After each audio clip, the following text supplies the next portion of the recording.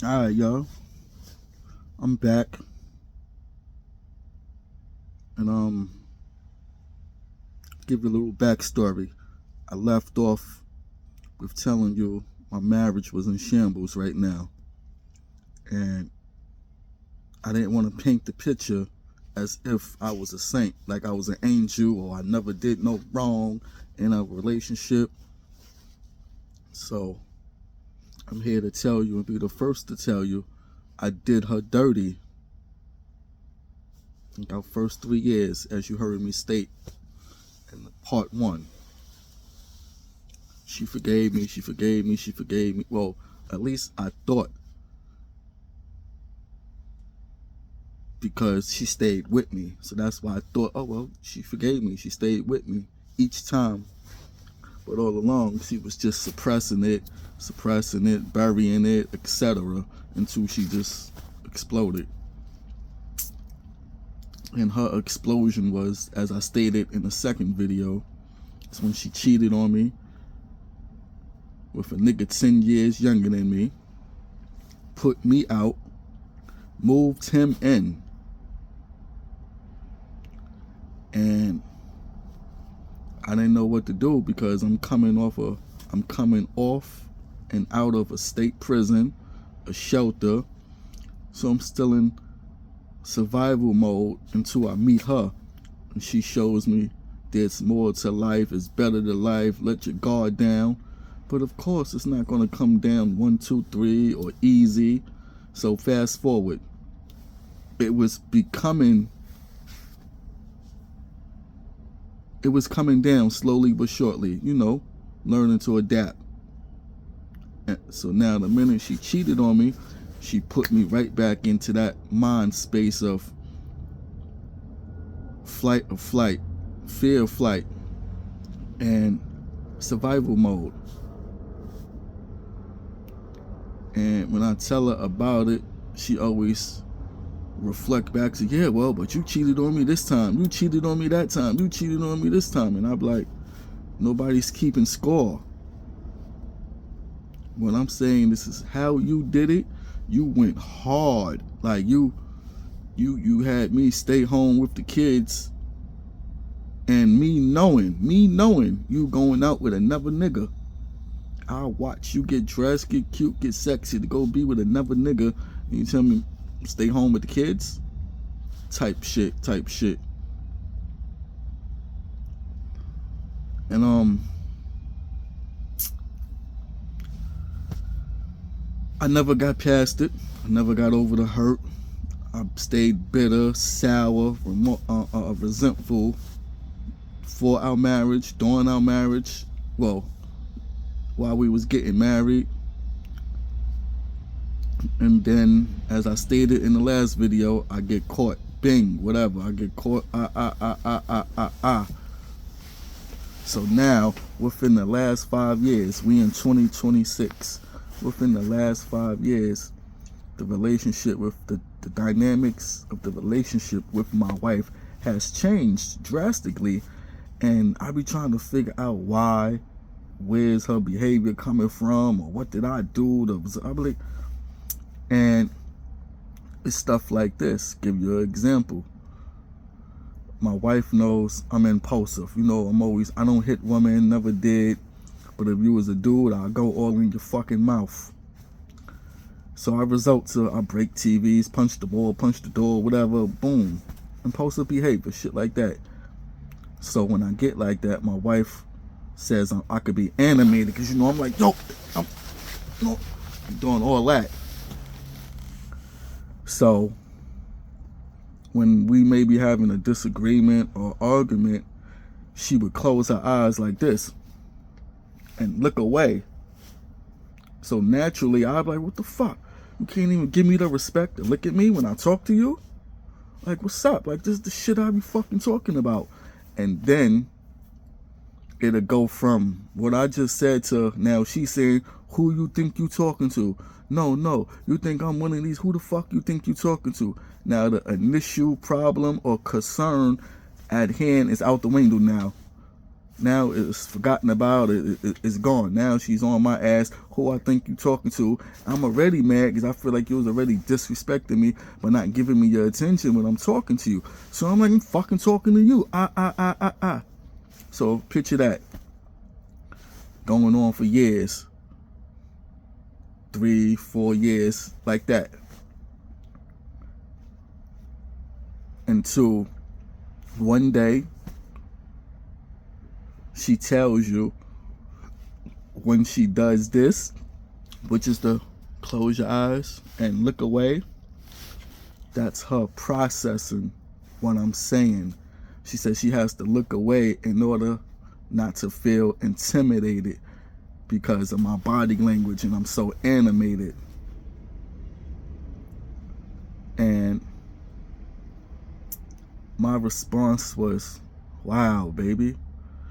I said, so you mean to tell me if I would have knew that, we could have saved so many arguments, disagreements, years of it, because I never knew that was a tool she used to process. I never knew that. I never knew. She does that, close the eyes and look away, and she repeats what the person says. That person would be me. She'll repeat what I say. And I'd always like, oh, now you didn't hear. Now you want to repeat what I said. You heard me the first time. You heard exactly what I said.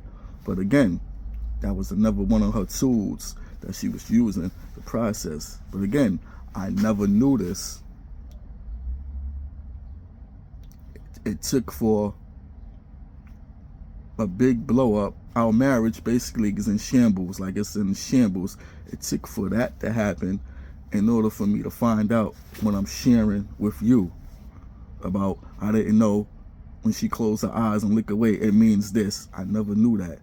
So for years, I always viewed it and took it as she's being rude. She's being disrespectful to me. Like damn.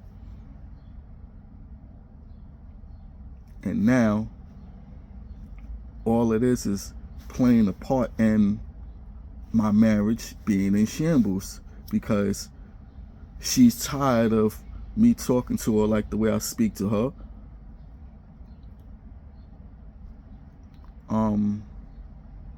She's tired of my impulsive behavior.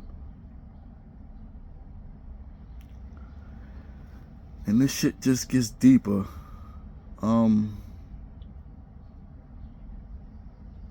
So just today too, y'all gonna be the first to hear this. Just today, you know, I'm reminiscing about my marriage and thinking, and now I said, oh shit, it makes sense now. It'd be days where she used to come home from work. Wait, let me backtrack. Before she come home from work, I'm in a good mood. I'm chilling, you know, I was in a good mood.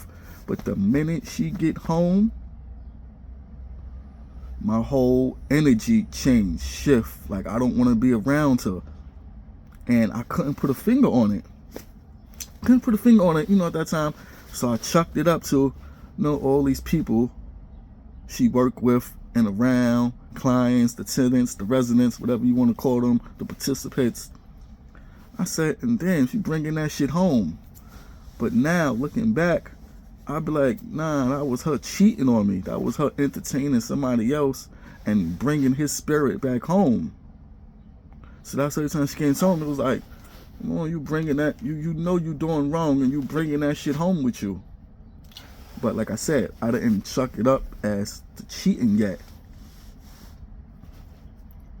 And then one day, my wife come home from work, and she don't tell me this, she tells our niece. And she's so elated, she's so like excited and like thrilled and like, oh my gosh, that's the energy she was giving off. But she claimed she wasn't, she didn't. So she come home, called my niece downstairs to our bedroom, and she proceeds to tell her about a client, a participant, a resident that resides at her job. And he brought them expensive chocolate candy. Oh my God, it was that rich, good chocolate. Oh my, I mean, this chocolate costs money. That's what she's talking. So I'm standing there just listening. And then she was like, we're just gonna say his initials is SA. So I'm listening like, the fuck? Whatever. So it bothered me a little, stinged a little bit, so I brought it to her attention. I'm like, damn, girl, you was all excited and like, that was the best thing that ever happened to you. Of course, yo, no, I didn't. You don't know what you're talking about. And see, this is why I can't tell you nothing. This is why I don't tell you nothing. And whatever. So now, that pass and go. Then we have another hiccup. At this present second, I just don't recall what it is or what it was. But nevertheless, my wife is on my radar now. I'm watching her now. As I told you, I lived with this lady. We've been together 14 years. We lived together 13 together. So I know how you text. I'm used to your text messages and vice versa. How you text, how it sound. You know how when somebody texts you for so long, like you go read it, understand. Anyway, y'all know what I mean. I listen to when she's on the phone. Not that I'm ear hustling, but I'm in the room, I'm there. So I listen to how you answer the phone, how you hang up the phone, how you say your goodbyes, good nights, etc. to who you're speaking to. And I always tell people, all you got to do is look, listen, and observe. And you'll find out whatever you want to know about a person. All right. Boom. Fast forward. She's on my radar. I'm watching her. Boom. She's moving suspect, moving sneaky. Whatever. We go on vacation. We go to Jamaica. I'm still watching her. Boom, boom, boom. Whatever. Come back from Jamaica. Then we go to Colorado. Aspen, Colorado for 3 weeks. And that's when disaster struck. That's when I said, fuck this. It's bothering me. If I can't talk to my wife or ask you, then it's a problem. I asked her, yo, are you cheating on me? You stepping on me? Who was you just talking to on the phone? And remember, I don't know this yet. I don't know the closing eyes. I don't know the turning head.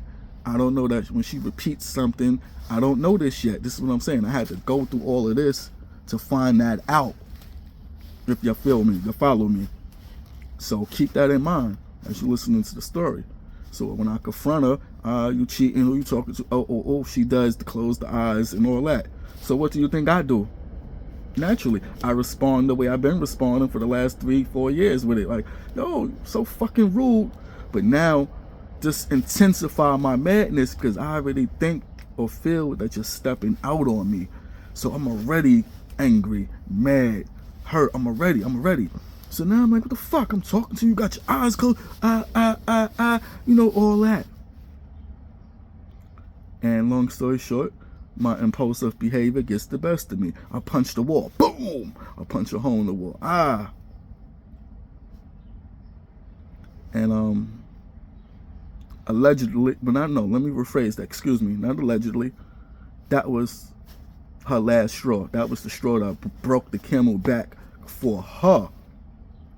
And I'm telling her, not for me though, because all of what I'm feeling or experiencing and thinking didn't stem from Colorado. For me, it's deeper than Colorado. This is before Colorado, because I want to know why you, for example, as I told you, she got 3 kids. I'm the step parent. I just been in their life since they was young, except the oldest. The oldest is 30. The second one is 20. The other one is 18. So if me and her been together 14 years, you do the math. It'll be shit like this, Kids got chores in the house to do. Ain't nobody babies no more. When I say no more, I mean niggas ain't 7, 8, 9, 10, 11, 12, 13, none of that.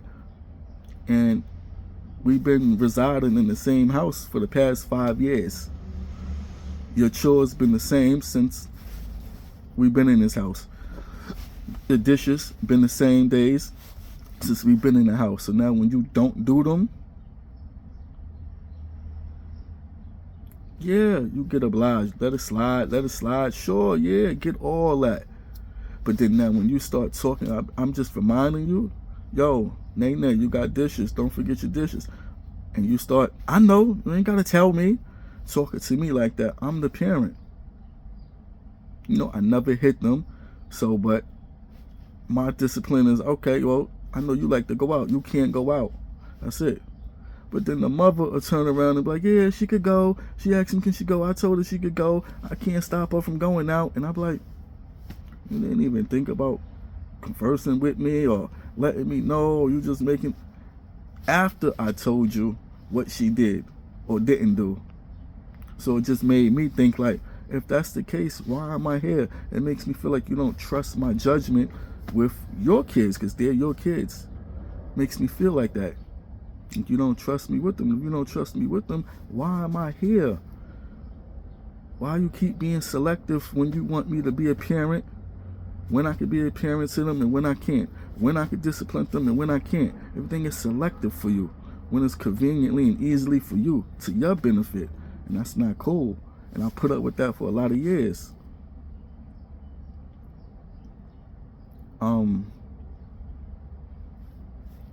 The most recent thing between me and my stepdaughter, I think it was on, night of Christmas, the night of Christmas, which was the 25th.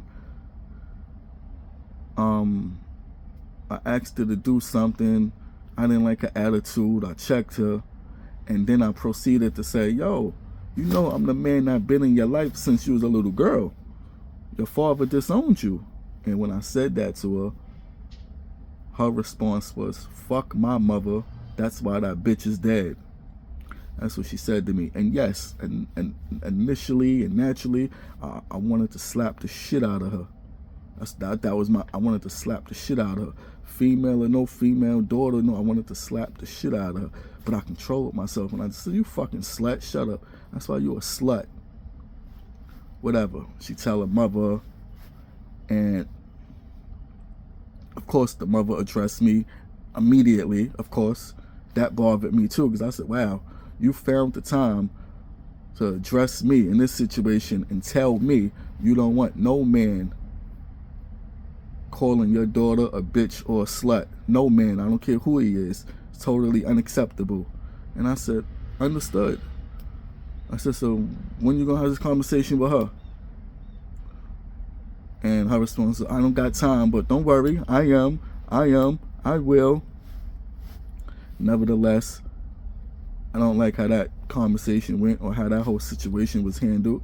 So I opt out of it, meaning I just said I cut ties with her. So I don't want nothing to do with her. Don't ask me to do nothing for her or with her.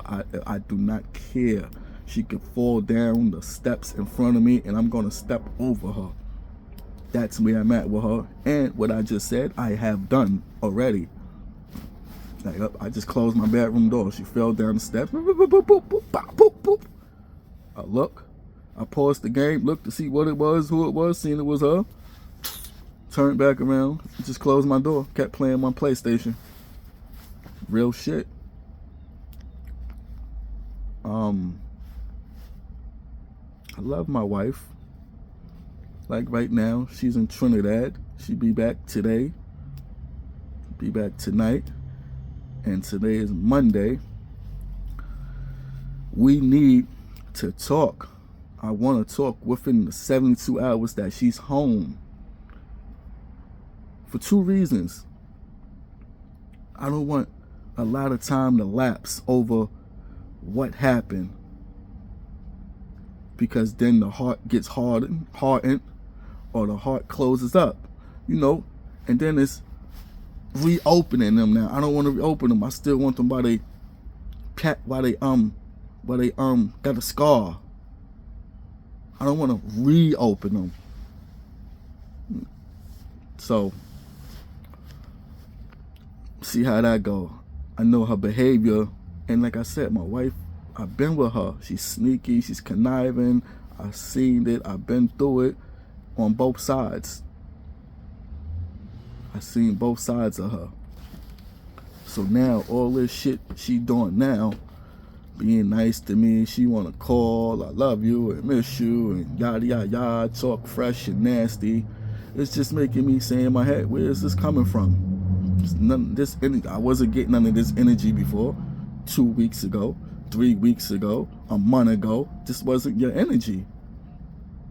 This wasn't your energy. So now I'm just curious to just, I'm just cautious. I need to be cautious. I'm going to be cautious. And I gotta get my shit together. That's my number one priority now, is me. It's no longer her, because she just, like I said again, to this day, I don't know if she was cheating on me. I don't know if she did cheat on me.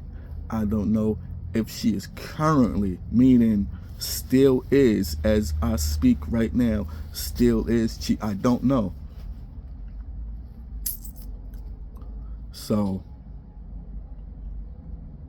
and that's because my wife, I'm learning, it's the avoidance. Like, she just shuts down. And I try to break down to her the breakdown, and I'd be like, damn, how you didn't understand that? You got this degree, that degree, licensed social worker, LSMW, this, you that. Like, and I'd be like, babe, you see, if Colorado wouldn't have never took place, meaning that explosion, the disaster that happened, I wouldn't know the things that I learned about you now. And then I go, example given. When you close your eyes, I said, think about how many times I done got disrespectful with you or at you, behind you doing that, but not knowing that was your tool of pride. I never knew that. You never disclosed that. You never told me that. You never, I didn't know. So I just viewed your actions as what I viewed it as. So this is what I mean. If Colorado never happened, I would still be making the same mistakes that you would be lining me up for. You would be steering me wrong. And you would allow that. So this is why I kept telling her this is deeper than Colorado for me. Just so happened that's where it came out at, where I confronted you at. Colorado, you said no, denied it. You used your steps, but I didn't know they was your steps. I viewed it as rudeness, disrespectful, and you just didn't care to hear what I had to say. So that sent me over the edge, and that's how I wound up punching a hole in the wall.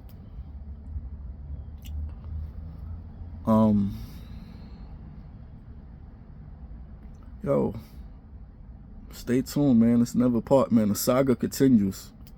It's the DR Dat Facts marriage life. Trying to make it work, but confused. Definitely confused.